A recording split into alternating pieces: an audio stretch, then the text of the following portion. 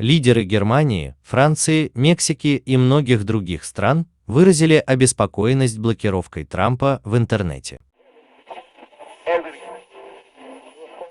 Представитель Меркель Штефен Зайберт назвал запрет проблемным. Основное право на свободу выражения мнения может быть нарушено, но в соответствии с законом и в рамках, определенных законодателями, а не в соответствии с решением руководства социальных сетей. Министр финансов Франции Бруно Ле Мэр заявил: «Меня шокирует то, что Twitter закрывает его аккаунт. Цифровая олигархия не может регулировать цифровой мир. Манфред Вебер, лидер Европейской народной партии. ЕС не должен позволять Facebook и Twitter решать, что находится в пределах допустимого на их платформах». В Мексике левый популист Андрес Мануэль Лопес Обрадор осудил этот шаг, который он назвал плохим предзнаменованием. Это как будто создается цензурный суд, как святая инквизиция, для управления общественным мнением. Алексей Навальный, оппозиционный блогер. В Твиттере свободно существуют и высказываются те, кто отрицали коронавирус. Их слова стоили тысячи жизней. Тем не менее, публично и демонстративно был забанен Трамп. Официальный представитель МИД России Захарова сравнила блокировку Трампа в соцсетях с ядерным взрывом.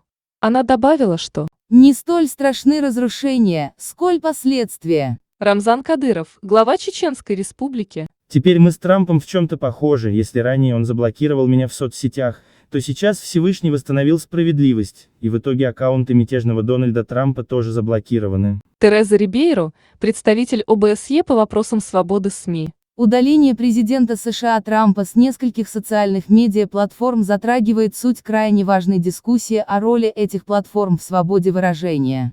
Дональд Трамп-младший, сын президента США. Мы живем в 1984 Оруэлла. Свободы слова в Америке больше не существует. Она умерла из-за биг-теха, а ее остатки предназначены для избранного меньшинства. Это полное безумие. Заместитель главы Европейской комиссии Вера Йоурова. Способность корпораций, владеющих социальными сетями, на основании неясных критериев заставить замолчать президента США может угрожать свободе слова. Хиллари Клинтон, американский политик. Наконец-то прикрыли самый мощный инструмент Трампа. Твиттер так прокомментировал блокировку аккаунта президента США. После тщательного рассмотрения недавних записей и контекста, который его окружает, мы заморозили аккаунт на постоянной основе из-за риска дальнейшего подстрекательства к насилию.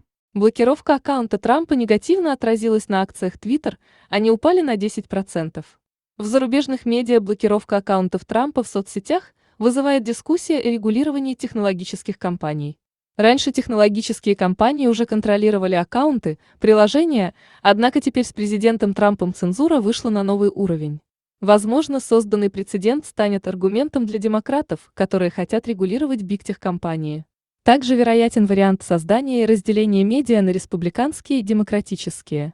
Мелкие проекты, новые социальные сети вообще не смогут существовать, если от них потребуют модерации контента. Такие гиганты, как Twitter и Facebook, выживут. Спасибо за просмотр. Подписывайтесь на канал, если хотите. Спонсируйте, ставьте лайки. Или дизлайки. И обязательно комментируйте. С вами были роботы Яндекса. Ермин. Алена Филипп. и Оксана. А также вся команда делового мира.